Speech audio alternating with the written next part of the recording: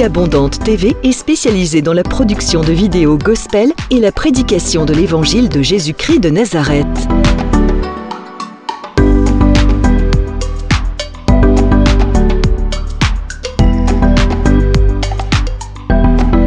N'hésitez pas à vous abonner à notre chaîne YouTube Vie Abondante TV et sur notre page Facebook.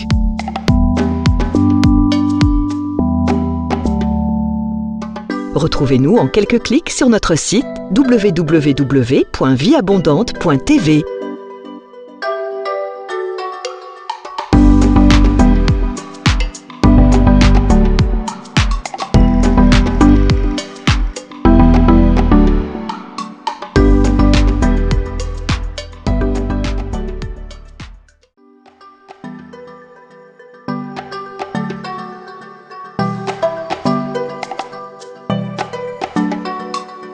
Vie Abondante TV est spécialisée dans la production de vidéos gospel et la prédication de l'évangile de Jésus-Christ de Nazareth.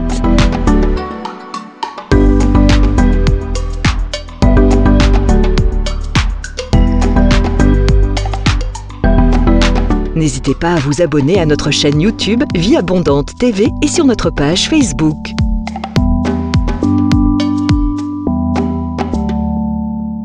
Retrouvez-nous en quelques clics sur notre site www.vieabondante.tv.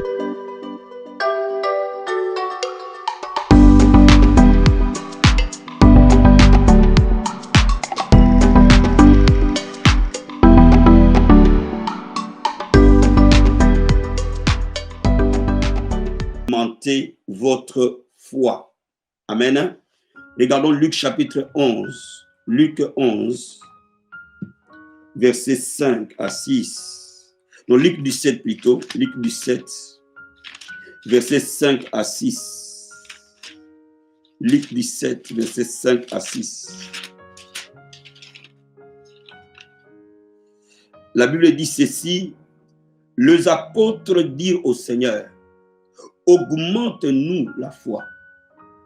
Et le Seigneur dit, si vous aviez de la foi comme un grain de sénévé, vous direz à ces sycomores, déracine-toi et plante-toi dans la mer, il vous obéirait. Amen. Augmente-nous la foi. Marc chapitre 11. Versets 12 à 14.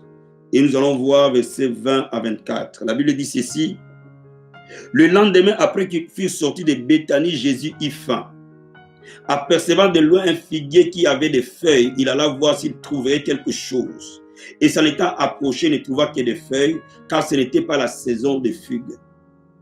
Prenant alors la parole, lui dit que jamais personne ne mange de ton fruit, et ses disciples l'entendirent. Verset 20. Le matin, en passant, les disciples virent que le figuier séchait jusqu'aux racines.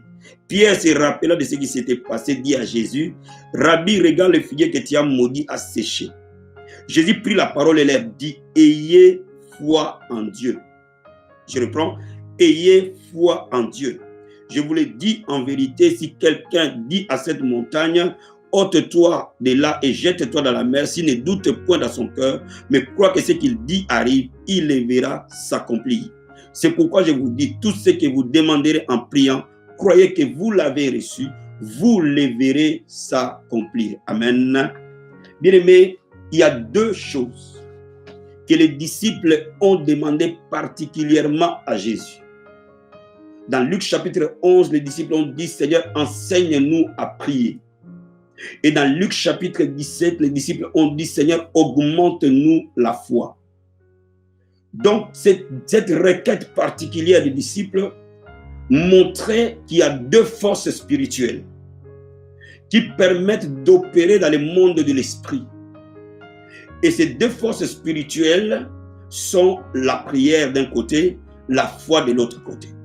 En d'autres termes, il y a deux montagnes qui libèrent la gloire de Dieu dans notre vie.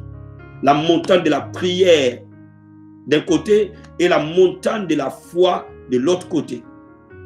Donc la foi chrétienne consiste à connaître l'art de prier, mais aussi à connaître l'art de croire. Et aujourd'hui, nous allons apprendre comment croire. une des causes de la faiblesse de l'Église aujourd'hui, parce que la foi est très très mal enseignée. Tous les chrétiens connaissent plus ou moins la foi sans la connaître. Tous les chrétiens parlent plus ou moins de la foi sans exactement comprendre de quoi il s'agissait et comment elle opère. Voilà pourquoi nous ne pouvons pas avoir une foi plus grande. Quand vous regardez dans la Bible, il y a des gens que Jésus appelait les gens de peu de foi. Et ces gens de peu de foi, parfois étaient ses disciples qui étaient avec lui. Souvent, il les appelait « Pourquoi avez-vous eu peur, gens de peu de foi ?» Et cette terminologie, il les a utilisées aux gens qui l'entouraient. Donc cela veut dire quoi? Cela veut dire que tu peux être à l'église, être quelqu'un de peu de foi. Tu peux servir Dieu, être quelqu'un de peu de foi. Tu peux être un pasteur, être quelqu'un de peu de foi. Alléluia. Mais lorsque tu veux être puissant dans le royaume de Dieu, il n'y a pas d'autre option que de croire. Il n'y a pas d'autre possibilité que de croire. Alléluia. Donc laisse-moi d'abord te dire quelque chose quand on parle de la foi. Il y a 3 vérités essentielles pour parler de la foi. La première vérité est que chacun de nous a une foi que Dieu lui donne. Même les païens ont la foi. Tout homme sur la terre a une certaine foi. Donc le jour où tu es né de nouveau, le jour où tu es né, Dieu te donne une foi. Parce que tout homme, pour qu'il communique avec l'invisible, il faut la foi. Pour qu'il communique avec le Créateur, il faut la foi. Or, Dieu veut que tout homme sur la terre communique avec lui d'une manière ou d'une autre. Voilà pourquoi chacun de nous a la foi. Mais cette foi-là, elle est petite. Et c'est pour cela que la Bible l'appelle grain de sénévé. Le grain de sénévé est la toute petite sémence. Mais cette petite sémence-là, elle peut devenir un très grand arbre. Si tu sais comment amener cette sémence à devenir un grand arbre. La deuxième vérité est que la foi te donne accès aux possibilités infinies. Je dis la foi te donne accès aux possibilités infinies. Le livre de Marc nous donne 2 vérités. La Bible déclare que tout est possible à Dieu. Quand nous parlons que tout est possible à Dieu, personne ne peut douter. Parce que nous savons que Dieu est capable de tout. Dieu peut ressusciter un mort. Dieu peut faire tout ce qu'il veut. Là, toi et moi, nous sommes d'accord. Mais je suis venu aussi te dire que celui qui croit peut tout faire. Comme Dieu peut tout faire. La Bible dit tout est possible à celui qui croit. Cela veut dire quoi? Cela veut dire que le jour réellement où tu apprends la foi, tu peux tout posséder. La foi te donne la clé à ouvrir toutes les portes qui existent. Quelque chose que tu n'as pas encore, c'est parce que ta foi ne l'a pas encore atteint. Le jour où ta foi l'atteindra, le monde te le donnera. Est-ce que vous me comprenez? Je n'ai pas encore 500 âmes dans l'église Vie Abondante Paris parce que ma foi n'est pas encore arrivée aux 500 âmes. Mais le jour où ma foi atteindra 500 âmes, personne n'empêchera 500 âmes d'arriver à Vie Abondante Paris. Est-ce que vous me comprenez? Je n'ai pas encore 100 000 abonnés parce que ma foi n'a pas encore atteint 100 000 abonnés. Mais le jour où ma foi va arriver à 100 000 abonnés, 100 000 abonnés seront sur YouTube. Est-ce que vous me comprenez? Lorsque ta foi arrive quelque part, ta vie va au niveau de la foi qui arrive. Maintenant, la question qui se pose, comment je bouge ma foi d'un niveau vers un autre? Est-ce que vous me comprenez? La foi te donne accès à toutes les possibilités. Je reprends, la foi est la clé à toutes les possibilités. Cela veut dire quoi? Si je veux être un homme sanctifié, il suffit que j'ai la foi sur la sainteté, mon corps même ne peut plus supporter les péchés. Si je veux devenir un homme de prière, il suffit que j'ai la foi à la prière. À 5h30, réveil ou sans réveil, mon corps va se réveiller tout seul. Le jour où j'ai la foi de la prospérité, c'est ce jour-là que l'argent va me chercher. Le jour où j'ai la foi de vaincre les sorciers, c'est ce jour-là que les sorciers vont me fuir. Bien-aimé, la foi donne accès aux possibilités illimitées. Mais quand nous parlons de la foi biblique, parce qu'il y a une foi commune à l'homme, Mais la Bible ne parle pas de cette foi commune à l'homme. La Bible nous enseigne la foi biblique.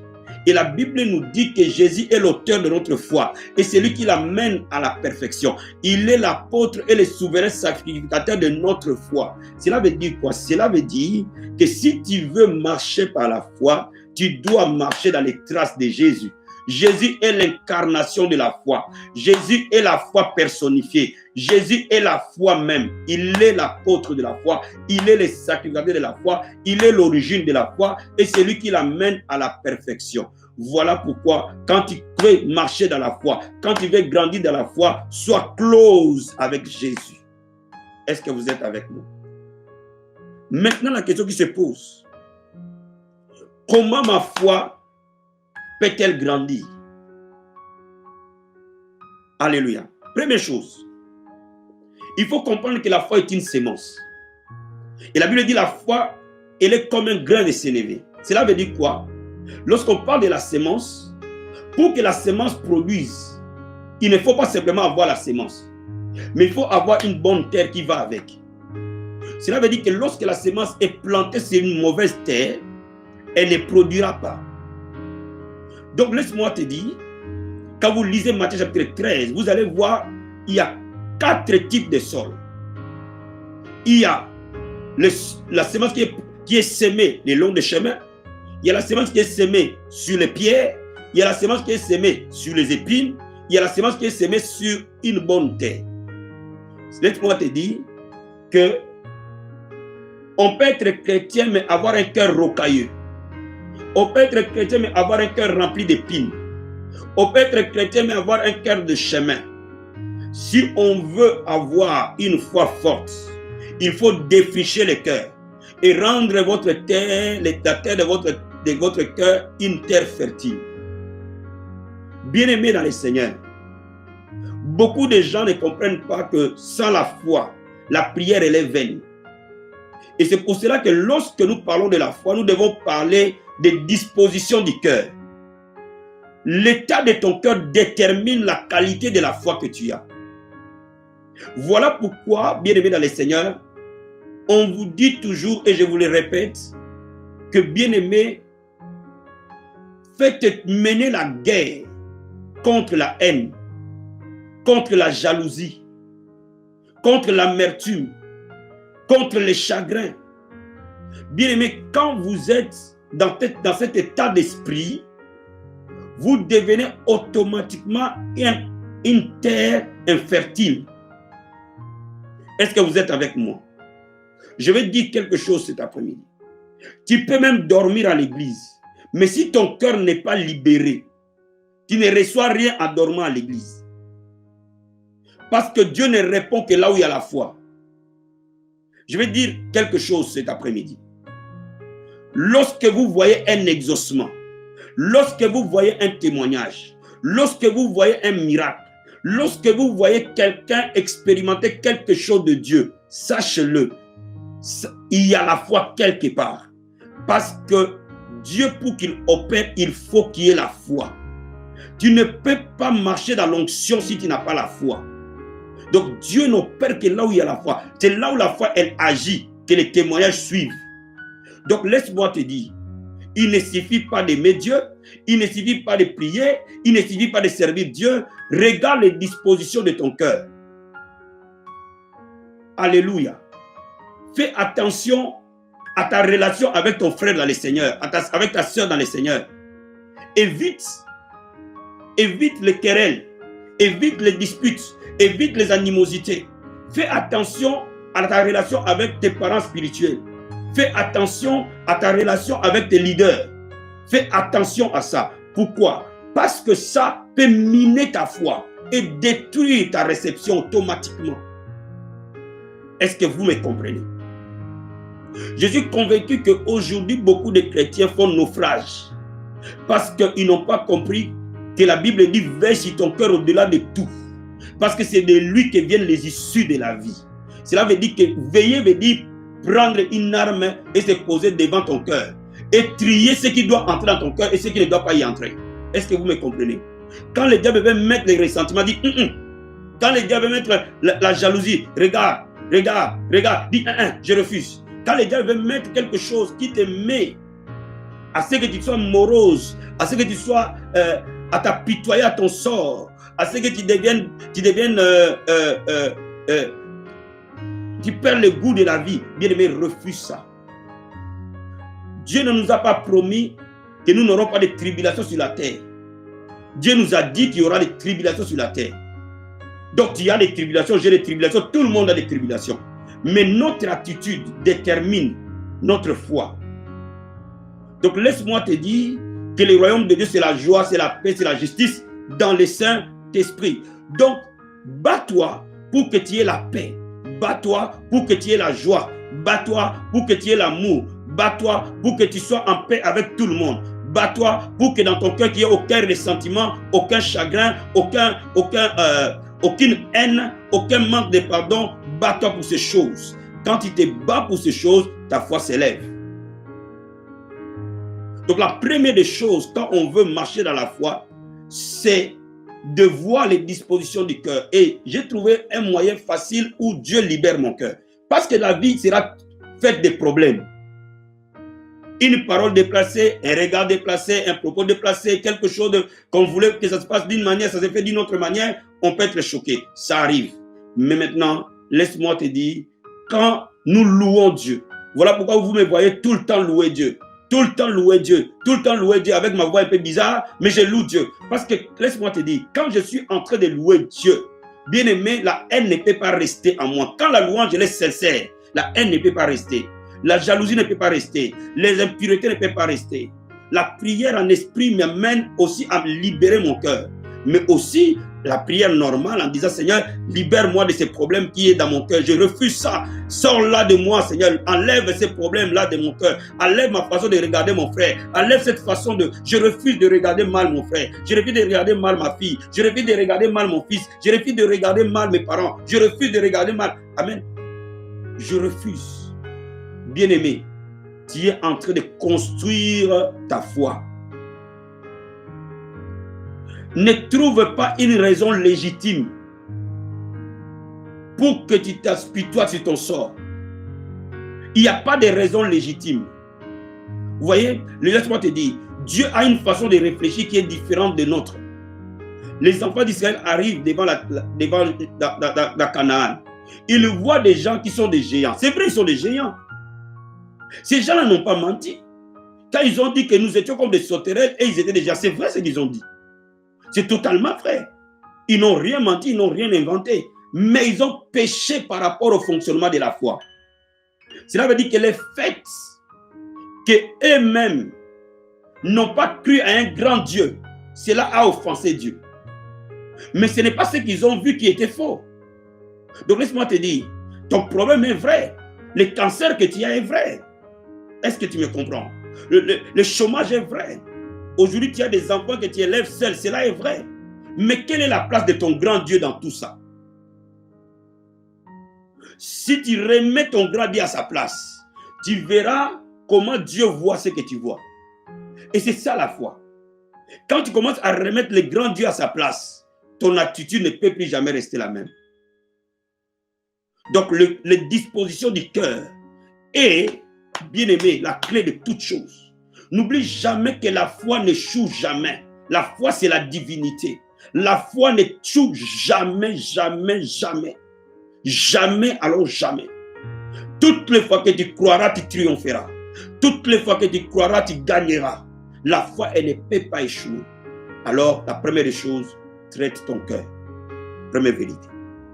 Deuxième vérité. Jésus commence à enseigner les disciples sur la foi. Et il veut les amener à la pratique. J'aime le Seigneur parce que parfois, il nous enseigne sur base de faits. La Bible nous dit qu'il y avait un figuier qui était joli, mais il n'y avait pas de fruits. Mais il n'avait pas de fruits, ce n'est pas parce que le figuier était stérile, mais ce n'était pas la période de figues. Jésus n'avait pas envie d'aller manger ces figues-là, parce qu'il savait humainement qu'il n'y avait pas de figues. Il n'avait pas non plus envie de les manger, parce qu'il savait spirituellement qu'il n'avait pas de figues. Mais il voulait enseigner les disciples comment opère la foi. Il les amène en face de la réalité, et il dit que personne ne mange de ton fruit. Bien aimé, laisse-moi te dire, Il y a des moments où nous intercédons. Mais il y a des moments où nous déclarons par la foi. L'intercession prépare le cœur. Mais si vous vous arrêtez qu'à intercéder, vous aurez moins de miracles. Quand vous regardez bien Jésus en face du besoin, il n'intercédait pas.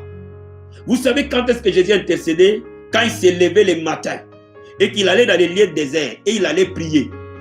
Mais en face des besoins, Jésus n'a jamais intercédé. Quand vous regardez les apôtres, en face des besoins, ils n'ont jamais intercédé. Ils ont décrété. Jésus a dit au figuier, c'est fini pour toi. Tu n'existeras plus jamais. Il n'a pas prié, mais il a opéré dans la foi. Est-ce que vous me comprenez? Jésus voulait leur dire que vous allez dire à la montagne. Parce que la foi s'adresse aux montagnes. La prière s'adresse à Dieu. Come on. Est-ce que vous êtes avec moi? J'ai dit la foi s'adresse aux montagnes. La prière s'adresse à Dieu. L'intercession est vers Dieu. La foi est vers la montagne.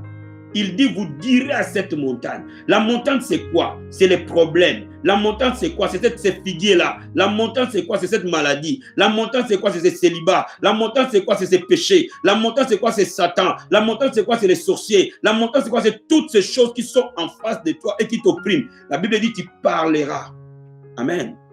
Quand Jésus parle à la montagne, aux figuiers, laisse-moi te dire, ils ont laissé les figuiers en vie pendant que Jésus a parlé. Le figuier n'est pas séché instantanément. Ils ont laissé les figuiers en pleine vie.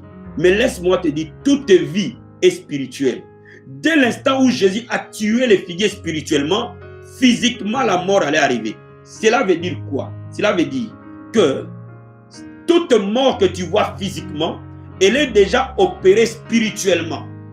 Toute vie que tu vois physiquement, elle est déjà opérée spirituellement. Cela veut dire quoi? La foi opère en amont. Oh my God, vous me comprenez ou pas? La Bible dit, tu diras à la montagne. Jésus a tué spirituellement les figuiers et il est parti. La Bible dit que le lendemain, en revenant, ils ont vu maintenant physiquement les figuiers mourir. Donc laisse-moi te dire, ça ne sert à rien quand tu crois que Jésus t'a guéri, que tu regardes les symptômes. Est-ce que la fièvre est partie? Non, elle est toujours là. Est-ce que c'est... Non, c'est spirituellement que tu opères. Donc la fièvre qui est morte spirituellement, que ça prenne 1 heure, ça prenne 2 heures, ça prenne 1 jour, ça prenne 1 semaine, ça prenne 1 mois, ça prenne 6 mois, la fièvre partira automatiquement. Donc cela veut dire quoi? Jésus leur disait, si vous parlez spirituellement, parce que vous avez la foi en Dieu. Et c'est pour ça que la Bible dit, il commence par dire, ayez foi en Dieu, ayez foi en Dieu. Voilà pourquoi je vais te dire quelque chose. Quand tu as veillé sur ton cœur et que tu as commencé à méditer la parole, vous voyez, quand je suis en train de prêcher la parole aujourd'hui, je suis en train de te transmettre la foi. Parce que la parole, elle amène la foi. La foi vient de ce qu'on entend. Et ce qu'on entend, c'est la parole du Christ. Quand on est en train de parler de la parole véritable de Dieu, elle porte la foi dans ton cœur. Et c'est pour ça que Jésus dit, ayez foi en Dieu. Voilà pourquoi il faut que tu lises la Bible. Il faut que tu médites la Bible. Il faut que tu lises beaucoup la Bible. Pourquoi? Le niveau de la foi que tu vas opérer sera fonction du niveau de la parole que tu as nourri ton esprit. Donc, quand tu mets la foi dans ton cœur, en lisant la parole de Dieu, en écoutant la parole de Dieu, en écoutant le vrai parole, pas des paroles de plaisanterie. Je dis pas qu'il y a des messages de plaisanterie. J'ai dit la vraie parole du Christ. Quand tu écoutes la vraie parole, elle amène avec elle la foi. Quand tu écoutes un homme de foi, le fait qu'elle te parle, elle transmet ce qui est en lui, en toi. Cela veut dire quoi? Cela veut dire que le fait qu'un homme est rempli de foi, elle transmet en toi. Il transmet plutôt en toi la foi qui est dans son cœur. Donc, quand nous sommes en train de recevoir la foi dans notre cœur, maintenant, nous pouvons dire à la montagne, laisse-moi te dire, utilise ta foi contre ceux qui te combattent. Quand je parle de ceux qui te combattent, je ne parle pas des hommes, je parle de situations, je parle de circonstances, je parle de choses qui t'oppriment. Va avec la foi contre ces choses. Bien-aimé dans le Seigneur, tu n'as pas besoin de faire une longue prière quand tu opères dans la foi. Il y a des moments où la prière et la foi coïncident. Parce que parfois, la prière est notre expression de foi. Mais pourquoi je te dis toujours déclare? Pourquoi je te dis toujours confesse? Pourquoi je te dis toujours proclame? Parce que quand je suis en train de te dire déclare, confesse et proclame, tu n'es pas en train d'intercéder. Je t'amène dans le monde de la foi, là où tu dois décréter, là où tu dois annoncer ce qui doit arriver, là où tu dois proclamer la vie, là où tu dois planter, là où tu dois arracher. Est-ce que vous me comprenez? Bien-aimé dans le Seigneur, si tu crois à ton mariage et tu le dis, le mariage vient.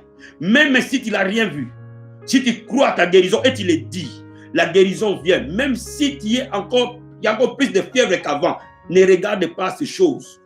Les choses vont nécessairement changer parce que l'esprit précède toujours la matière. Le spirituel précède toujours le physique. Ça peut coïncider, mais souvent le spirituel prend beaucoup plus de temps que le physique. Est-ce que vous me comprenez?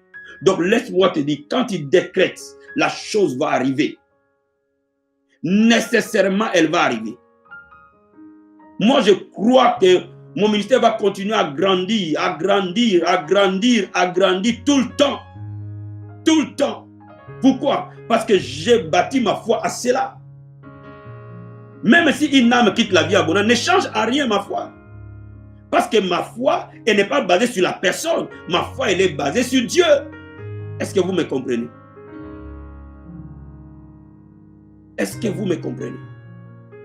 Saisissez la parole dans votre vie et décrétez ce que vous voulez. Mais aussi décrétez ce que vous ne voulez pas. Cela veut dire quoi? La foi donne le résultat final.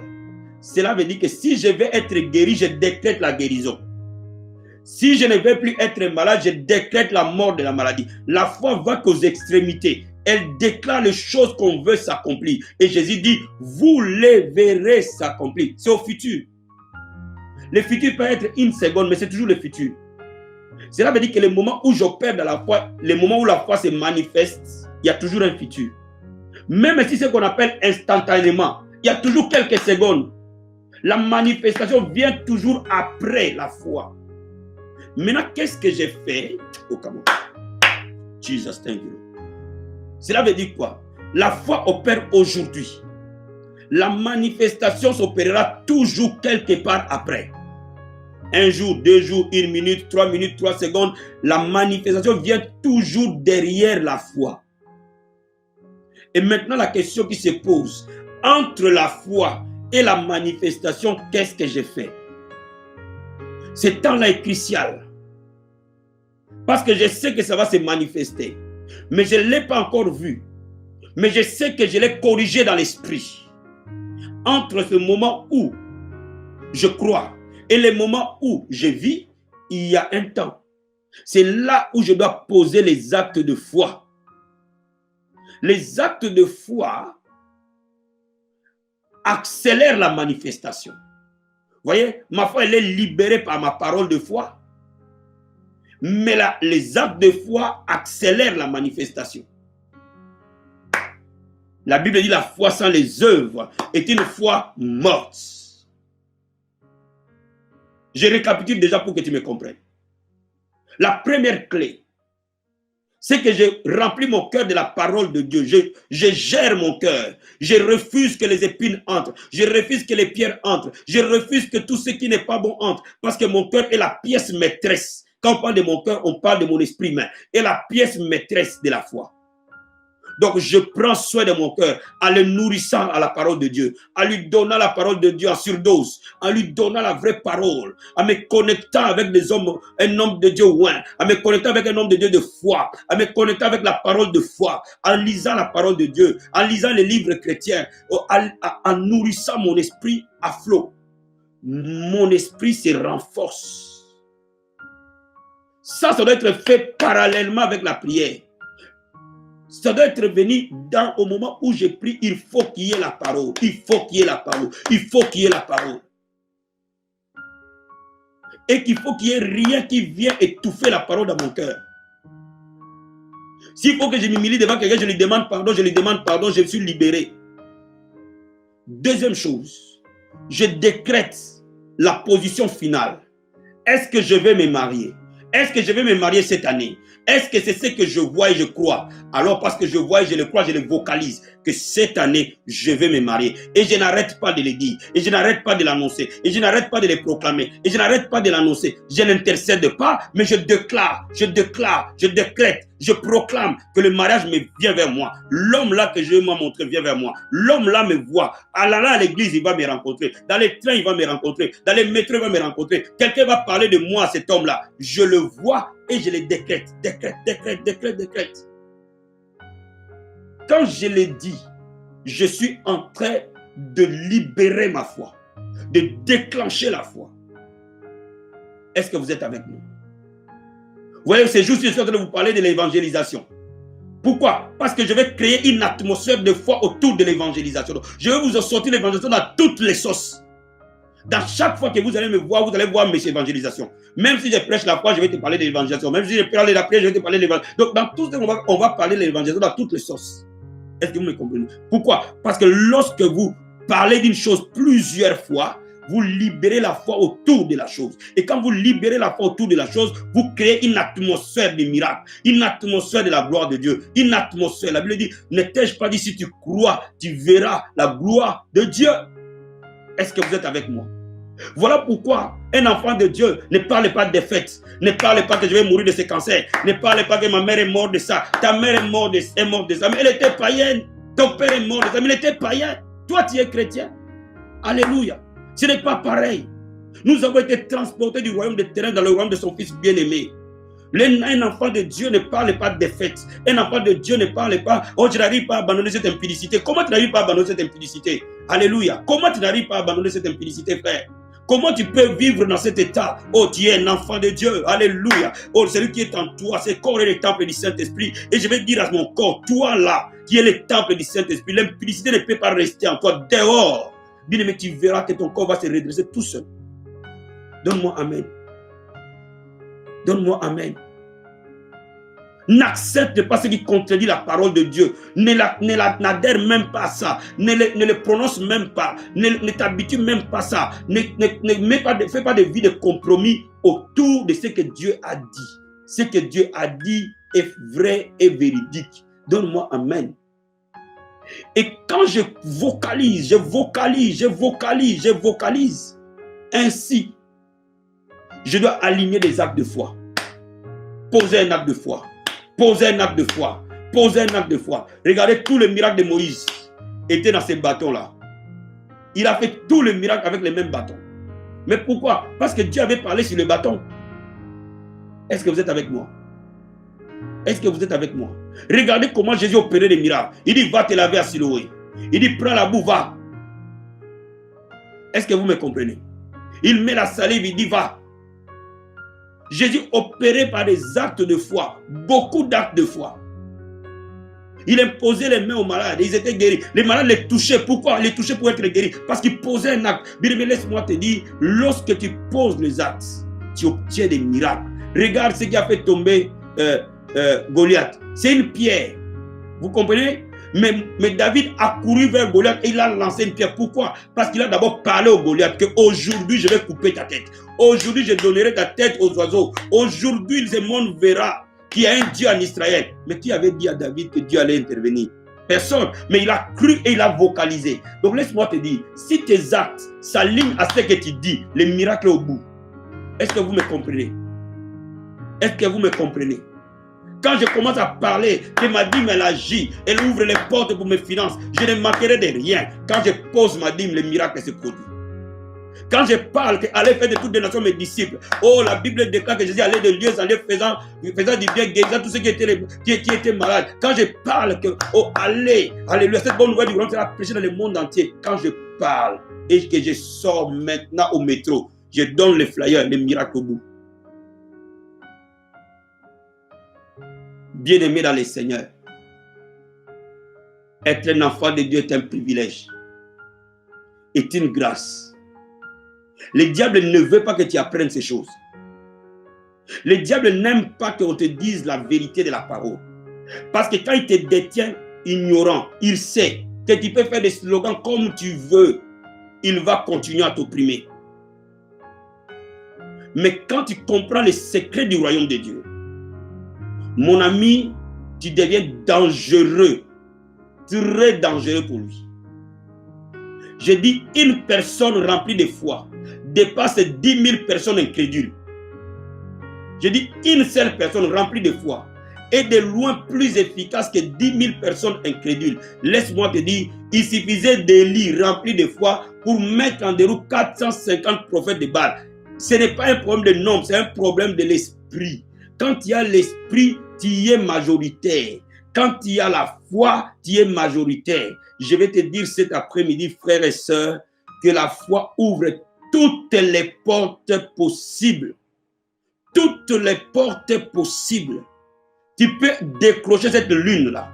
Tu peux monter aussi haut que tu n'as jamais imaginé. Tu peux arriver plus loin que ton père dans les rêves les plus fous qu'il a eu à avoir. Tu peux arriver plus loin que tes parents dans les rêves les plus fous qu'ils ont eu à avoir.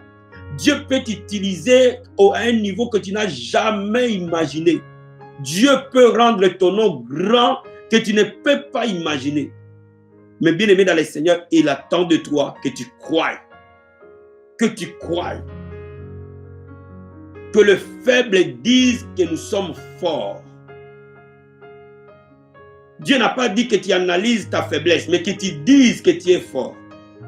Donc, si Dieu a dit que les faibles disent qu'il est fort, alors les stériles diront que j'ai enfanté. Alors les pauvres diront que je suis béni. Alors les impudiques diront que je suis saint. Alors les voleurs diront que je travaille. Alors les incrédules diront que j'ai la foi qui transporte les montagnes. Alors les sourds diront que j'entends. Les aveugles diront que je vois. Les paralytiques diront que je marche, je sors de ces fauteuils roulants. Alors le malade diront que je suis guéri. Alléluia. C'est ça la foi. Crois simplement, frère, et tu verras la gloire de Dieu. Crois un seul instant, et tu ne seras plus jamais le même. Crois un seul instant, et tu triompheras. Vraiment que le Seigneur te bénisse. Qu'il te bénisse abondamment. Parce que moi, je crois que Dieu, ce n'est pas pour rien que tu es connecté à ce ministère. Parce que Dieu a prévu de faire de très grandes choses dans ta vie. Ce n'est pas pour rien que Dieu t'a mis en connexion avec ce ministère. Parce que Dieu veut nous utiliser comme on ne peut pas imaginer. Moi, je crois que ce n'est pas pour rien que Jésus s'est apparu à moi 5 fois. Ce n'était pas nécessaire qu'il apparaisse à moi 5 fois si ma vie était une vie ordinaire et normale comme tout le monde. Ce n'était pas nécessaire. Donc, s'il s'est révélé à moi physiquement 5 fois, c'est qu'il veut faire de très très grandes choses.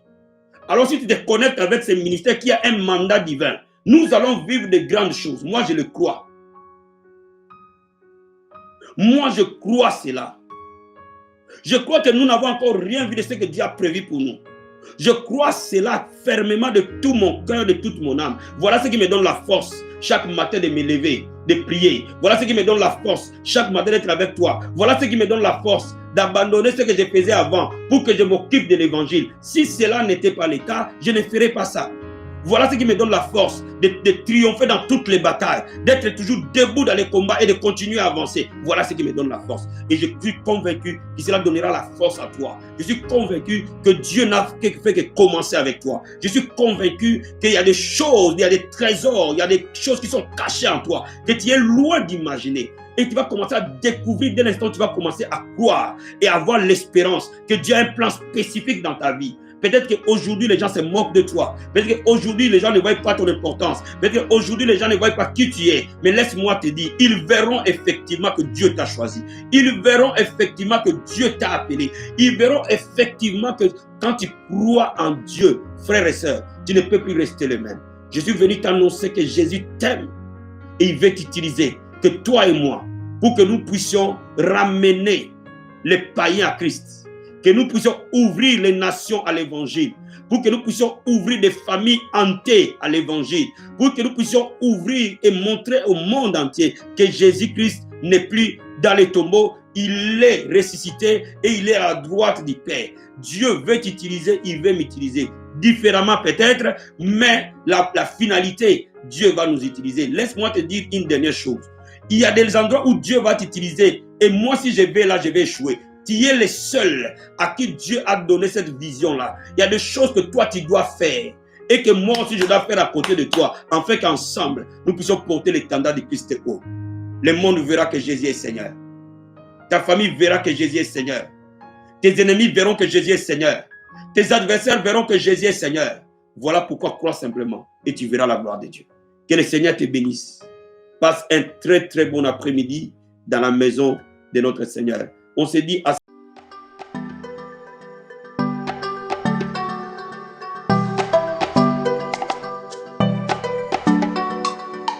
Vie Abondante TV est spécialisée dans la production de vidéos gospel et la prédication de l'évangile de Jésus-Christ de Nazareth.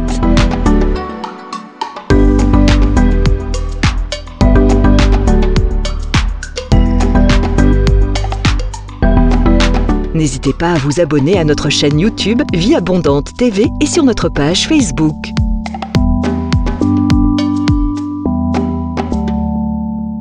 Retrouvez-nous en quelques clics sur notre site www.vieabondante.tv.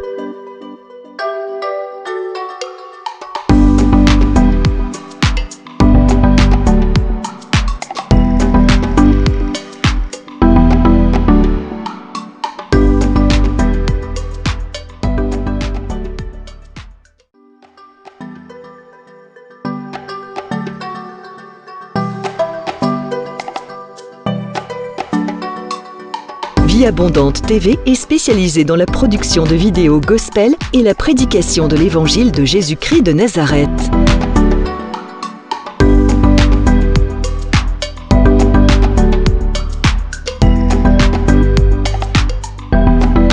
N'hésitez pas à vous abonner à notre chaîne YouTube Vie Abondante TV et sur notre page Facebook.